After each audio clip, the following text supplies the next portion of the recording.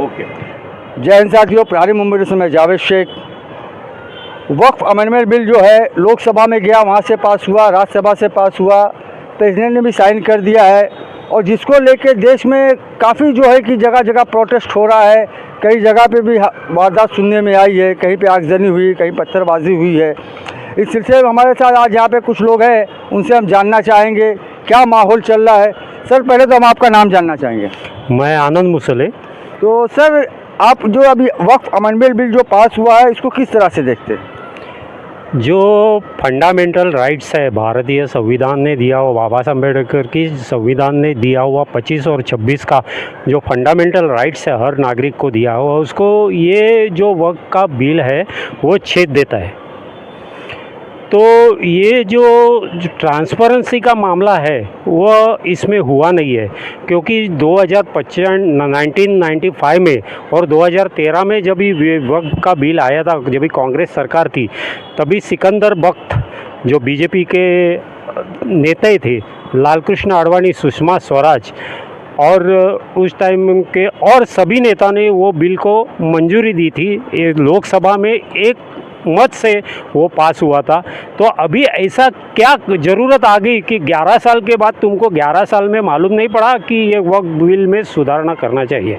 Sir, जिस तरह से अभी बीजेपी के जो है डिप्टी सीएम है बिहार के, उन्होंने कहा कि जो बिल की मुखालिफत करेगा उसको जेल में डाल दिया जाएगा, वो गद्दार है। वो तो कहना है, ये भारतीय संविधान ने जो लोकशाही है उसमें सबको अपना अपना दिल की बात बताने की, मन की बात बताने की संविधान ने अधिकार दिया है। वो हिसाब से कोई भी कुछ भी बोलता है, लेकिन ये जो भारतीय संविधान है और भारत देश के जो नागरिक है वो लोकशाही पे विश्वास रखने वाले हैं, तानाशाही पे कभी भी तानाशाही को अपना नहीं लेंगे। चलिए ठीक है, हमारे साथ एक भाई और है। सर, आपका क्या नाम है? शकील अहमद। शकील भाई, वक्फ अमेंडमेंट बिल को लेकर काफ़ी घमासान है। ऐसे अभी संजय निरुपम का बयान आया था कि जलियांवाला बाग बना देंगे वक्फ बिल को लेके, तो क्या कहना चाहेंगे इस पर आप? ये मुझे बड़ी खुशी हुई, संजय निरुपम जी ने जो कहा कि इसको जलियांवाला बाग बना देंगे, उसने ये स्टेटमेंट दे के उन्होंने तस्वीर एकदम साफ कर दी। आपको तारीख पता होगी, जलियांवाला बाग में मकतूल कौन था और कातिल कौन था, और उसने फिर से जलियांवाला बाग, मुल्क के मतवालों को उसने कहा कि जलियांवाला बाग बना देंगे। मुझे खान अब्दुल गफ़ार खान साहब की बात याद आती है कि उनको किसी ने कहा कि मुसलमानों के पीठ पे गोली मारी गई भागते हुए, तो उन्होंने कहा कि आप देख लीजिएगा, अगर एक के भी पीठ पे गोली होगी तो मैं अपने आप को सियासत से और जंग आज़ादी की तहरीक से दूर कर लूँगा।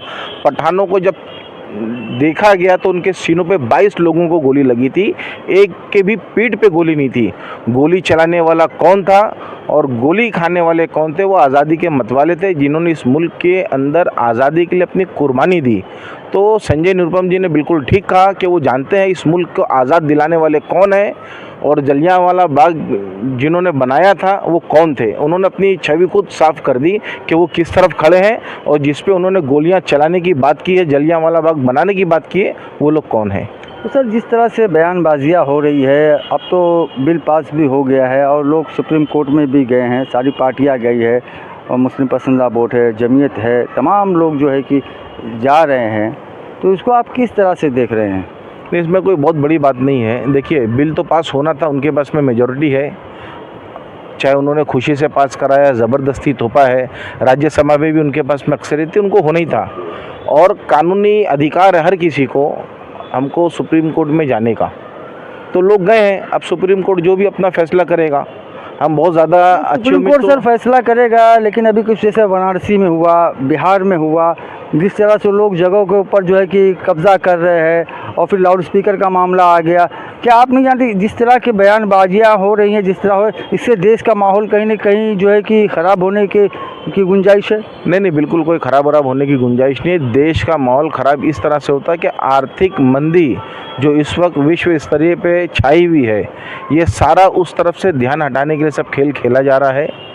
आप देख रहे हैं कि हर आपने कहा महंगाई तो अभी 19 लाख करोड़ जो है कि सुहा हो गया है शेयर बाज़ार में, तो इन सब बातों को जो अमेरिका ने टैरिफ लगाया है, तो सारी बातों को जो है कि दबाने के लिए कि इस तरह के जो बयानबाजियाँ हो रही हैं। हाँ बिल्कुल इसी तरह से हो रही है और लोगों को उन्होंने बांट दिया हिंदू मुसलमान के अंदर। मुझे संजय रावत जी का एक जुमला उन्होंने किसी सभा में कहा था कि सौतन विधवा होनी चाहिए चाहे भले से वो शौहर मर जाए, सौतन विधवा होनी चाहिए भले से शौहर मर जाए। तो मुसलमान को ये परेशान देखना चाहते हैं कुछ लोग, लेकिन मैं तारीफ़ करूँगा, उनको सबको सलाम करूँगा जो हमारे और जो गैर मुस्लिम हिंदू भाई हैं जिन्होंने कंधे से कंधा मिलाकर हिंदू समाज के साथ खड़े हैं। कुछ लोगों की वजह से अक्सरियत जमात को हम लोग बुरा नहीं कह नहीं सकते। सर, इसे आप बुरा नहीं कह सकते, लेकिन जिस तरह वक्फ बिल आया गया है, कहा कि ये महिलाओं के लिए, विधवाओं के लिए जो है, और गरीब जो पसमानदा मुसलमान हैं उनके फ़ायदे के लिए ये बिल लाया गया है। बहुत अच्छी बात है। अगर उनकी कथनी और करनी में कितना फ़र्क है आप देख लीजिएगा, वो तो वक्त खुद बता देगा। अगर वो लेके आए हैं बहुत अच्छी बात है, वो करके दिखा दें, वो करके दिखा दे। जो मुस्लिम समाज जो अपने आप से शोषित समझता है और जो एक तरह से अपने आप को भाजपा का दुश्मन समझता है कि भाजपा उससे नफरत करती है, वो मुसलमानों का एक बार काम करके दिखा दे, यही मुस्लिम समाज उसको कंधे पे बैठाएगा। चलिए ठीक है, हमारे साथ एक भाई और हैं, इनका भी हम नाम जानना चाहेंगे। सर क्या नाम है आपका? मेरा नाम रंजीत दत्ता है। मैं तो रंजीत दत्ता जी, आज जो ये घमासान मचा हुआ है, आप भी तो एक सोशल वर्कर हैं, तो आपको किस नज़रिए से देख रहे हैं? जिस तरह से आज देश में महंगाई है और वक्फ बिल को लेके सब अपनी अपनी वकालत कर रहे हैं, वो कह रहे हैं अच्छा नहीं है, और वहीं पे बीजेपी जो है या उनकी जो सहयोगी लोग हैं उनका कहना है कि बिल जो है कि मुसलमानों के लिए फ़ायदे की चीज़ है। देखिए, ये इसमें एक बहुत बड़ा एक साजिश दिख रहा है, क्योंकि बीजेपी सरकार पूरा बहुमत में 10 साल रह चुके हैं, तो उस टाइम उनका पूरा बहुमत में भी ये बिल को लाया नहीं है।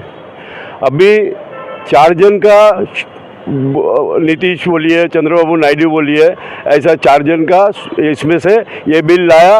जो भी कभी ऐसा बात होएगा भाई, वो तो हमारा कोई बात नहीं है, तो उन लोग चाह बोल के हमने लाया। तो क्या नहीं, आपको ये नहीं लगता कि एक तीर से कई शिकार हो गए एक वक्फ बिल से? जरूर जरूर जरूर जरूर जरूर, क्योंकि इसमें उन्होंने ऐसा साफ सुथरा बच के निकालने की कोशिश किया जो ये आगे जाके बहुत बड़ा एक रंग पकड़ेगा। इसमें मेरा बोलने का मतलब है, देखिए मैं हिंदू हूँ, मैं मौलाना आज़ाद जो निज़ामुद्दीन राइन साहब का जो संस्था है, मैं उन पर जुड़ा हुआ है, और हम वो मौलाना आज़ाद को जानते हैं जिनको हिंदू भी उनको प्यार करते थे, हिंदू ज़्यादा उनको मानते थे।